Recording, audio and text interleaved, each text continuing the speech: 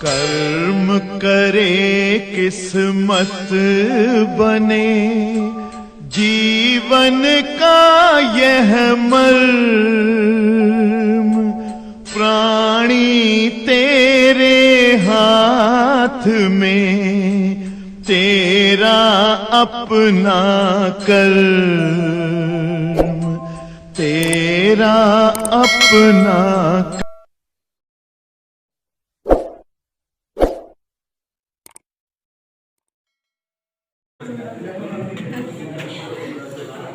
ये कहते ना भाई, किस ताप पर प्रश्न पढ़ रहे हैं प्यारे बच्चों। गैसों के अणुगत सिद्धांत का न्यूमेरिकल वाला चल रहा है, सभी लोग ध्यान सुनिए, अच्छे बच्चे हैं आप सब। किस ताप पर आर्गन गैस के अणुओं की वर्गमाध्य मूलचाल -20 डिग्री सेंटीग्रेड ताप पर हीलियम गैस के अणुओं की वर्गमाध्य मूलचाल के समान होगी। तो देखो जरा, गैस अलग है और दोनों गैसों के ताप अलग अलग हैं। तो चलते हैं, ध्यान दीजिएगा। इधर जो सवाल कह रहा है उसको मैं लिख दूंगा। क्या कह रहा है? किस ताप पर आर्गन गैस के, तो आर्गन गैस का ताप नहीं मालूम। आर्गन गैस के अणुओं की जो वर्गमाध्य मूलचाल है वो हीलियम गैस के अणुओं की वर्गमाध्य मूलचाल के बराबर है। कौन कह रहा है? 7वां क्वेश्चन है ना। क्यों बेटा? देखो इधर, देखो मान ले रहे हैं इधर प्रश्न से, सुन ऐसा देखो बेटा, T फॉर आर्गन, मालूम नहीं किस ताप पर मान लिए, T ताप पर, मालूम नहीं किस ताप पर मान लिए, T ताप पर आर्गन का वर्गमाध्य मूलचाल VRMS बराबर कह रहा है कि -20 डिग्री सेल्सियस ताप पर, -20 डिग्री सेल्सियस ताप पर हीलियम की वर्गमाध्य मूलचाल। कोई डाउट? कह रहा है कि किस ताप पर आर्गन के अणुओं की वर्गमाध्य मूलचाल -20 डिग्री सेल्सियस ताप पर हीलियम के अणुओं की वर्गमाध्य मूलचाल के समान होगी। तो चलते हैं, क्या ध्यान दीजिए, वर्गमाध्य मूलचाल का फार्मूला होता है √3RT/m, होता है कि नहीं? तो सुना ऐसा देखो जरा, 3R, T for argon, 3RT/m, m माने m for argon, m for argon कर दिए। और आगे देखो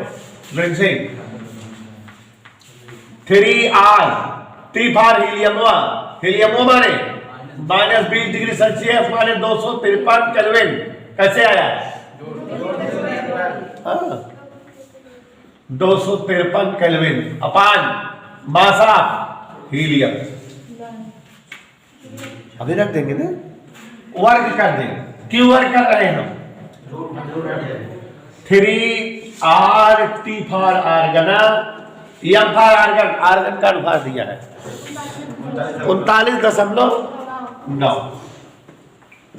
3R 253 बटा हीलियम का दिया है 3R से 3R, T फॉर आर्गन देख लो इधर, देख लो 39.9 गुणे 253/4।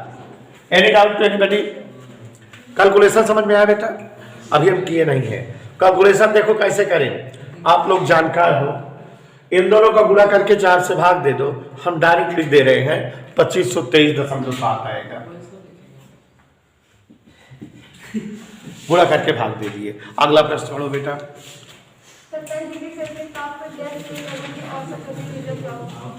हाँ देखो जरा, इस बच्चे ने बहुत प्यारा और बहुत खूबसूरत प्रश्न पढ़ दिया है। 27 डिग्री सेल्सियस ताप पर, कितने ताप पर?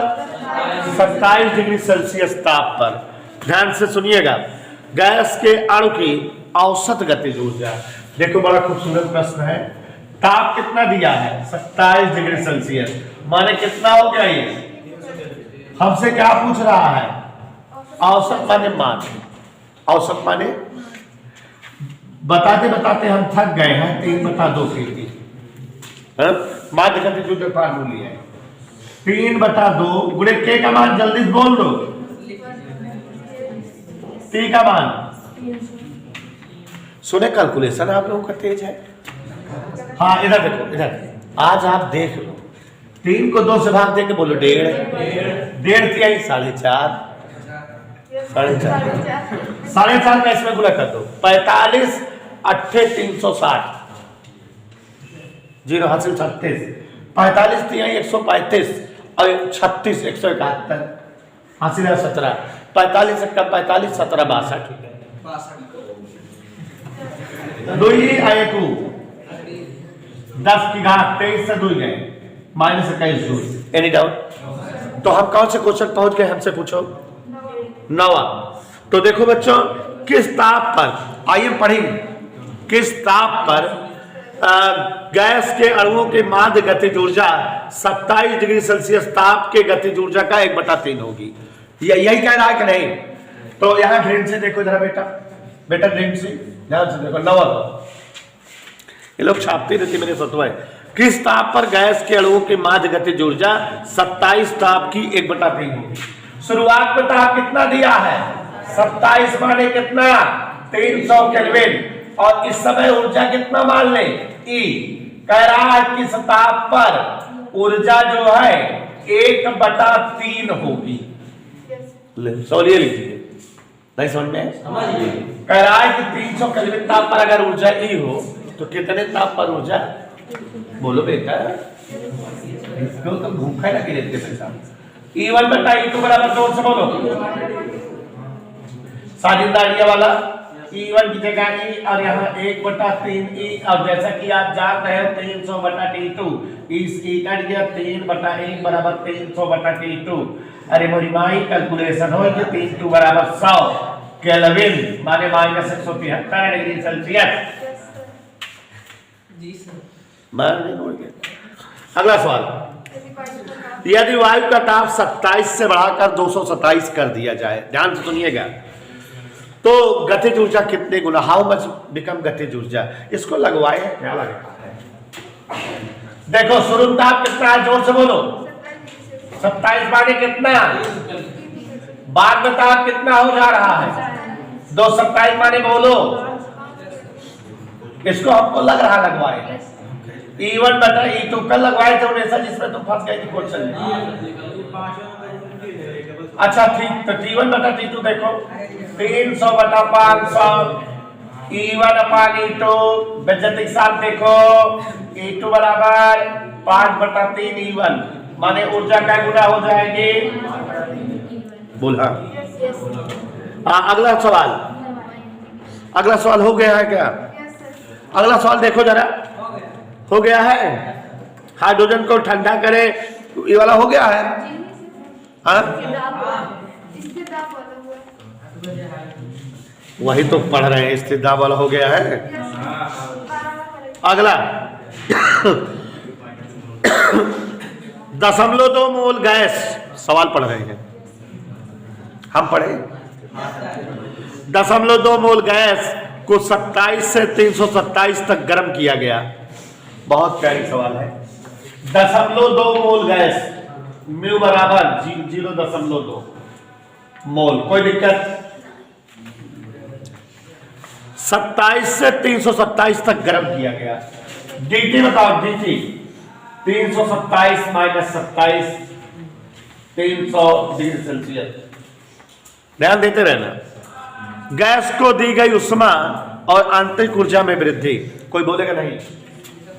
गैस को दी गई उष्मा, आंतरिक ऊर्जा में वृद्धि, ध्यान देते रहो।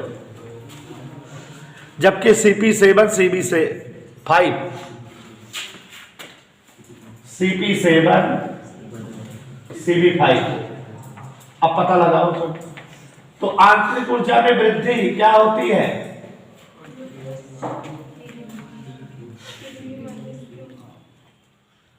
आपको बताएगा, नहीं बताएगा? पहले आंतरिक ऊर्जा में वृद्धि निकाल ले। CP माइनस CB बराबर PdV होता है। CP माइनस CB बराबर PdV माने कार्य न। सबसे पहले बेटा CB बराबर हमने बताया है du/dt, ऐसा। तो पहले du वगैरह निकाल ले। क्या निकाल ले बेटा? du। तब सीपी और सीबी का यूज करेंगे। हमको डीयू चाहिए और उष्मा चाहिए, तो डीयू रहेगा, कार्य रहेगा, तुरंत उष्मा आ जाएगी। ठीक है, तो याद करिए क्या बताए थे।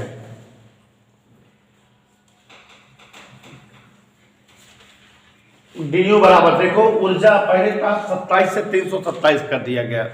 ऊर्जा का सूत्र यू बराबर आंतरिक ऊर्जा का सूत्र बताओ, half F R T. Gas का नाम दिए हैं, दिए हैं, नाम नहीं दिए हैं तो वैल्यू दिए होंगे। ध्यान से समझिए जरा बेटा, सीपी हेतु किसी उष्मागतिक निकाय के स्थिर दाब वाली विशिष्ट उष्मा सीपी से क्यू का मान आता है और सीबी से डीयू का मान आता है। लेकिन कैसे, जैसे कि मैं बता रहा हूं, क्यू बराबर M CP D T, M C D T होता है ना, तो यहां म्यू सीपी डी टी काय में लिखे, गैस के लिए जो है ग्राम अणु विशिष्ट उष्मा, तो द्रव्यमान मोलर वाला लिया जाता है। तो म्यू सीपी डी टी से क्या आएगा, क्यू। तो म्यू का मान बोलो जल्दी बच्चों, 0.2, सीपी का मान 7, डीटी का मान 300 डिग्री सेल्सियस में लिख रहे हैं। सीपी का मान अगर डिग्री सेल्सियस में दिया होगा तो हाँ डिग्री सेल्सियस में दिया है।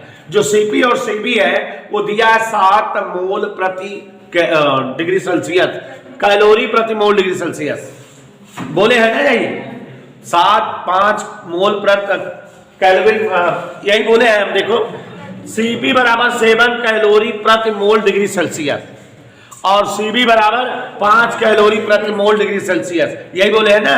तो यहाँ डिग्री सेल्सियस है, वैल्यू डिग्री सेल्सियस वाली ले रहे हैं, केल्विन में नहीं बदल रहे हैं। तो देखो जरा गुणा करो, 3 दूनी 6 सतह 4201.420 कैलोरी, ये बेटा उत्तर आ गया उष्मा का। किसका उत्तर आ गया, आंतरिक ऊर्जा निकाले डीयू। जब सीबी का केस होता है माने वहां कार्य 0 होता है, तो सीबी के केस में डीयू बराबर एम सी डी टी, तो माने एम की जगह म्यू और सीबी का डी, ये फार्मूला लगता है। ठीक है, चूंकि सीबी केस में डीयू नहीं होता तो M C D T, M की जगह 0.2, सीबी की जगह 5, डीटी की जगह 300। का इसको केल्विन नहीं बदले, क्योंकि जो सीपी और सीबी का मान है वो मोल प्रति कैलोरी प्रति मोल डिग्री सेल्सियस में दिया है, तो इसीलिए नहीं बदले। अब यहां पर देखो जरा 5 दूनी 3000, ये आंसर आ गया बेटा। तो दोनों उष्माएं आ गए, 420 कैलोरी है और एक वो कितना है 300। इधर क्लियर, ओके डन, समझ आया। अगला सवाल, अगला प्रश्न,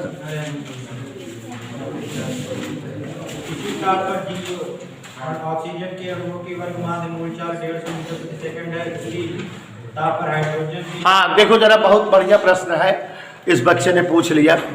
किसी ताप पर, ताप नहीं मालूम, ऑक्सीजन के अणुओं की वर्गमाध्य मूलचाल 150 मीटर पर सेकंड है। कोई टेम्परेचर है जिस पर ऑक्सीजन के अणुओं की वर्गमाध्य मूलचाल 150 है। कह रहा है कि उसी ताप पर हाइड्रोजन के अणुओं की वर्गमाध्य मूलचाल बताओ। तो देखो जरा बेटा, इसको दिमाग लगाओ जरा। मान लेते हैं ताप T है, क्या था T ताप पर, ध्यान से देखो ऐसा, ऑक्सीजन हेतु वर्गमाध्य मूलचाल VRMS कितना दिया है बेटा 150, माने √3 RT upon M for O2 equal 150। इसी प्रकार दूसरी कौन सी गैस है, हीलियम, हाइड्रोजन। तो हाइड्रोजन के लिए 3RT upon M for hydrogen 4 बताना है। कोई डाउट, देख लीजिए दोनों के लिए ताप वही रखे हैं, T ताप पर। इधर ओके। आगे देखो, भाग दे दो बेटा समीकरण 1 को 2 से, तो 3RT कट गया, नीचे घर ऊपर गया, अब हाइड्रोजन M ऑक्सीजन बराबर 150/V। वो कर दीजिए, हाइड्रोजन का भाग क्या दिया है 2, ऑक्सीजन का, और यहाँ 150 का स्क्वायर बटे V स्क्वायर। या भैया कितना आता है, अंदर रूल में रहने दो, 200 लाख में 1/4 बराबर 150/20। v बराबर जोर से बोल दो 600 मीटर पर सेकेंड। मानो चौको साहब। हाँ आगे सवाल। यदि किसी गैस का ताप 127 डिग्री सेल्सियस से बढ़ा तो कानून से हाँ अणुओं की वर्गमात मूल चाल क्या हो जाएगी? बढ़िया सवाल है ना। तो यदि किसी गैस के अणुओं की चाल 127 डिग्री सेल्सियस से बढ़ाकर 527 कर दी जाए। गौर से देखिए T1 कितना है 127 माने 273 जोड़ दो कितना हो जाएगा 400। दोबारा ताप कितना है 527 273 जोड़ दो कितना हो जाएगा। इसलिए बार V1 बटे बार V2 बराबर अंडर रूट T1 बटा T2। तो अब बार V1 बटा बार V2 बराबर 1 बटा अंडर रूट 2।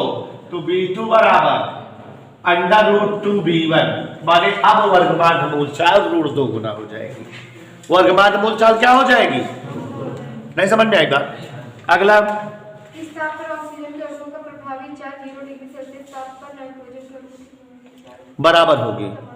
देखो ये वाली क्वेश्चन ये है 7वां क्वेश्चन और 14वां क्वेश्चन सेम है, एक ही जैसा है। ध्यान से देखिए 14वां और 7वां एक जैसा है। पूछो क्यों? ध्यान से सुनो। किस ताप पर ऑक्सीजन के अणुओं की माने T ताप पर ऑक्सीजन की चाल T ताप पर V फॉर O2 बराबर देखो हम क्या लिखे हैं पकड़ो क्या लिखे हैं T ताप पर ऑक्सीजन के अणुओं की वर्गमात मूल चाल 0 ताप पर नाइट्रोजन के अणुओं की चाल के बराबर है। माने 0 ताप पर नाइट्रोजन की वर्गमात मूल चाल। यही कह रहा है क्वेश्चन। यही कह रहा है कि किस ताप पर ऑक्सीजन की चाल 0 ताप वाले नाइट्रोजन की चाल के बराबर होगा। क्वेश्चन वही लिख दिए बटुआ पे। तो अब बताओ क्या होता है formula under root 3RT by M 3RT by M oxygen का भार बोलते नहीं करोगे यहाँ 3R 0 मतलब 273 केल्विन नाइट्रोजन के 7 या 14 दूनी 28 क्या हो जाएगा? नाइट्रोजन का भार 28 होगा कि नहीं? दोनों तरफ और कर दो 3R कट गया T बटा 72 या 273 बटा 28। अब देखो जरा T बराबर 7 8 चौक 32 8 गुणे 273 और 4 से 28 400 पर नीचे भाग दे दिए गुणा भाग कर लीजिए तो कितना आ जाएगा 7 त्रिक 21 7 9 63 8 9 72 2 8 3 24 7 31 312 केल्विन 273 घटा दो 22 3 9 39 डिग्री सेल्सियस। Any doubt? रोला आगे। ऑक्सीजन के अणुओं की 0 डिग्री सेल्सियस ताप पर वर्तमान मूल चाल 460 मीटर पर सेकंड है। तो हीलियम की 40 पर क्या होगी?